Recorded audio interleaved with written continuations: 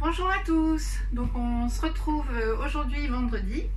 Je remets le jour pour me resituer un peu dans la semaine avec le faux fromage. Alors le faux fromage, normalement, c'est souvent à base de macadamia ou de noix de cajou.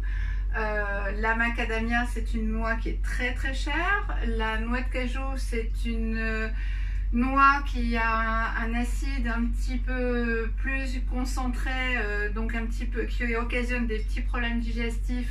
Donc moi j'ai tendance à pas l'utiliser. Donc moi j'utilise toujours la noix du Brésil.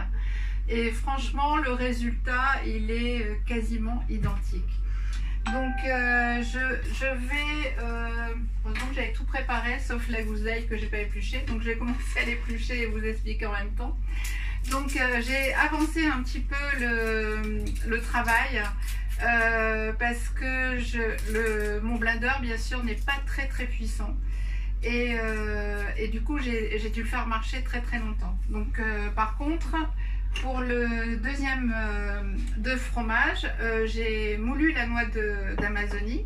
Donc là voilà, on va être ça va aller un petit peu plus vite. Je vais pas vous casser les oreilles avec un blender qui tourne pendant 3 heures. Donc en fait là dans ce blender que j'ai commencé à faire tourner parce que j'ai mis les noix d'Amazonie entières, voilà, j'ai voulu faire un essai. Il y a uniquement le verre de noix d'Amazonie, d'ailleurs il en reste 2. Et il y a du sel, donc moi j'utilise le sel de l'Himalaya, je vous ai déjà dit pourquoi. Et un petit peu de citron, donc en bouteille comme ça, et un tout petit peu de poivre. Parce que là, on a fait la ricotta. Donc voilà, je vais juste refaire tourner un petit peu.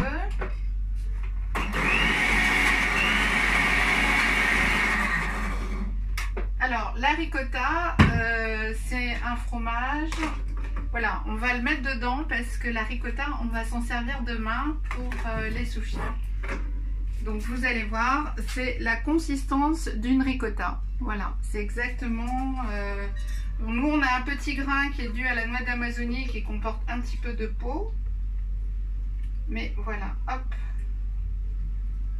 Bon ça suffit pour notre préparation demain. Voilà, donc il en reste quand même un petit peu. Et là, on va faire la béchamel de cajou. Et après, on fera un petit fromage. Un petit faux mage en fait. Voilà, donc ça c'est ma ricotta de noix d'Amazonie. Donc elle a vraiment la consistance de la ricotta pour ceux qui ont l'habitude d'en utiliser. Donc moi j'étais vérifiée chez des amis parce qu'en fait moi j'utilise plus du tout de ricotta. Et donc voilà, pour me rapprocher le plus de la consistance vraiment.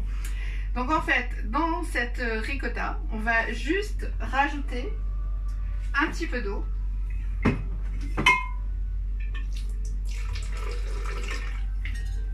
De la levure maltée. Donc la levure maltée, on va mettre une grosse cuillère à soupe, j'en ai plus beaucoup, voilà. Et on va rajouter du sel. Donc ça c'est pour faire la béchamel. C'est une béchamel, vous allez qui va remplacer complètement la crème et la farine qu'on met normalement. Et franchement, c'est vraiment super. Donc un petit peu de poivre. Donc là, c'est uniquement en fait la consistance de l'eau qui va être un petit peu plus importante. D'ailleurs, je pense que je n'en ai pas mis assez. Sachant qu'en général, on essaye toujours de faire ces préparations la veille parce que la noix continue d'absorber un petit peu dans les 24 heures le liquide en fait. Hop. Donc là, je replace.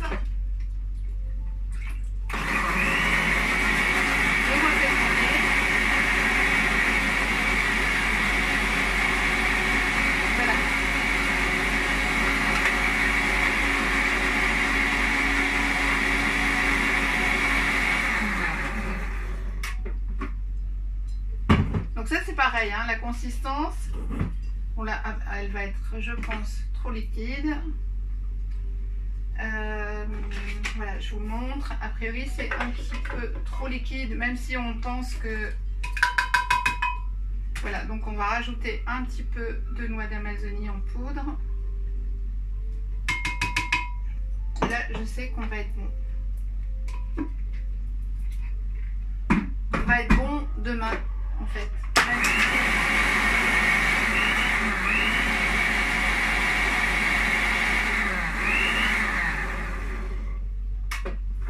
Voilà.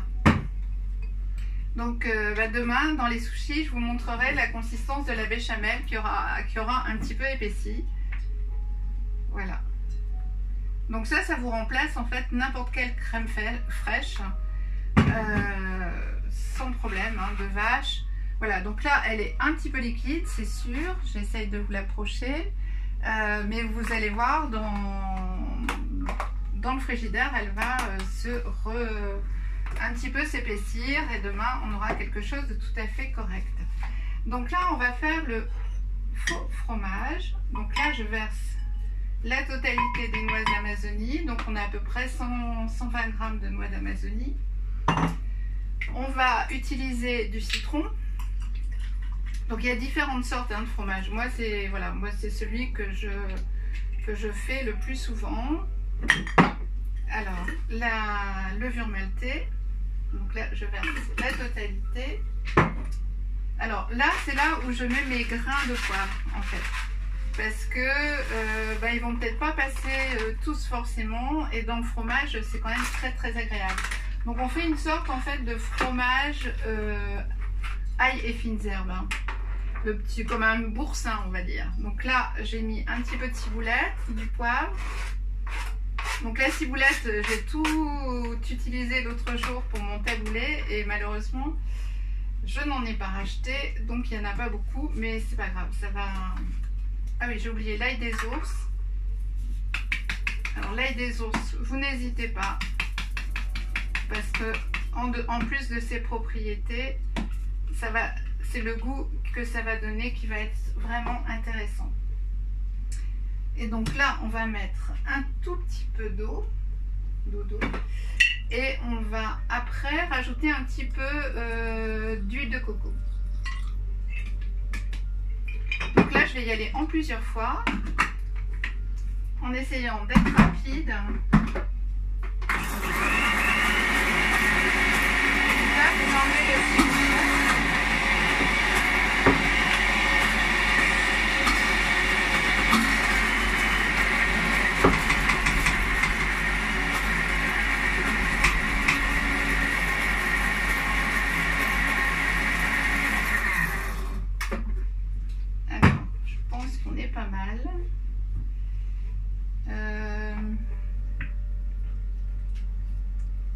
On est pas mal du tout.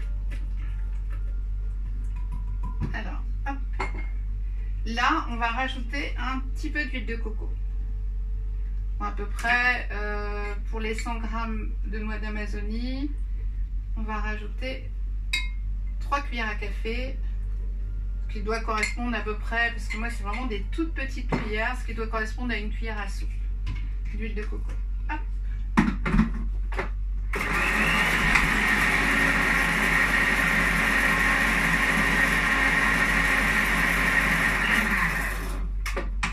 Donc là on n'a pas beaucoup d'herbes, donc il ne va pas être très blanc et vert comme il devrait l'être normalement.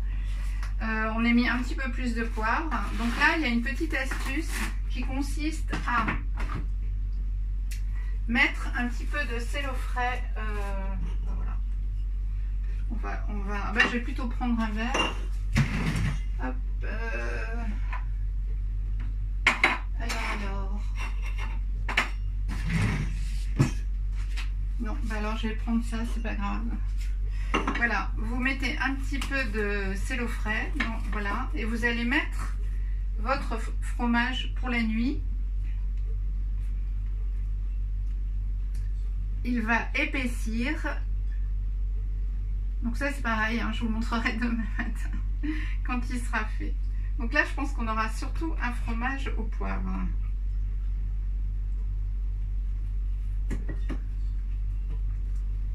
Voilà. Donc on a même de quoi encore en faire un autre.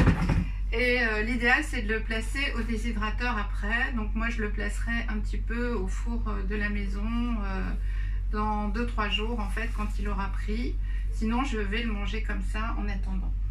Voilà, donc là je vous ai fait voilà, la béchamel, la ricotta et un faux fromage à tartiner en fait. Hein. C'est un fromage à tartiner voilà, à la place du fromage. Bon, bah, j'espère que cette recette vous aura plu. Donc demain on se retrouve pour faire les petits sushis, les petits nori avec notre chou-fleur qui va se retransformer en riz.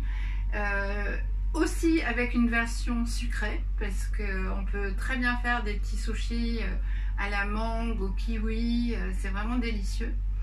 Donc voilà, ça je vous montre tout ça demain.